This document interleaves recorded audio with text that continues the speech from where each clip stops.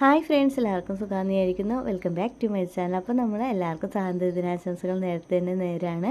അപ്പോൾ ഞാനും കുഞ്ഞാപ്പി ഉണ്ട് കേട്ടോ. അപ്പോൾ കുഞ്ഞാപ്പിക്ക് വേണ്ടിയിട്ടാണ് ഇത് ഉണ്ടാക്കുന്നത്. അപ്പോൾ അതിന് വേണ്ടിയിട്ട് നമ്മൾ എടുത്തിരിക്കുന്നത് ഈ പേപ്പേഴ്സാണ് എടുത്തിരിക്കുന്നത്. ഗ്രീൻ കളറും ഓറഞ്ചും വൈറ്റും ആണ് എടുത്തിരിക്കുന്നത്.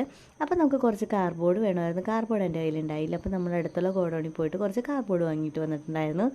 അപ്പോൾ ആദ്യം തന്നെ നമ്മൾ ഈ കാർഡ്ബോർഡ് ഈ റൗണ്ട് ഷേപ്പിൽ ഇങ്ങനെ വെട്ടിയെടുത്തിട്ടുണ്ടായിരുന്നു. ഫുള്ള് റൗണ്ടല്ല, ഈ ഒരു ഷേപ്പിലാണ് വെട്ടിയെടുത്തത്. എന്നിട്ട് നമ്മൾ വൈറ്റ് കളർ പേപ്പർ വെച്ചിട്ട് ഒട്ടിച്ചു കൊടുക്കുകയാണ്. വൈറ്റ് കളർ പേപ്പർ ആദ്യം കട്ട് ചെയ്തിട്ട് ഒട്ടിക്കണം എന്നുണ്ടെങ്കിൽ ഒട്ടിക്കാം, അതല്ല എന്നുണ്ടെങ്കിൽ നമ്മളിങ്ങനെ കാർഡ്ബോർഡിലോട്ട് വെച്ച് കൊടുത്തിട്ട് ഒട്ടിക്കണമെങ്കിൽ അങ്ങനെ ചെയ്യാമെന്നാണ് എനിക്ക് കുറച്ച് എളുപ്പമായിട്ട് തോന്നുന്നത്. ഇങ്ങനെ ഒട്ടിക്കുമ്പോഴാണ്. അപ്പോൾ അതിൻ്റെ ലെവലിൽ തന്നെ നല്ല ഭംഗിയിൽ കിട്ടുമല്ലോ. അപ്പോൾ ഞാൻ വിചാരിച്ചു ഇങ്ങനെ കട്ട് ചെയ്തെടുക്കാമെന്ന് വിചാരിച്ചു.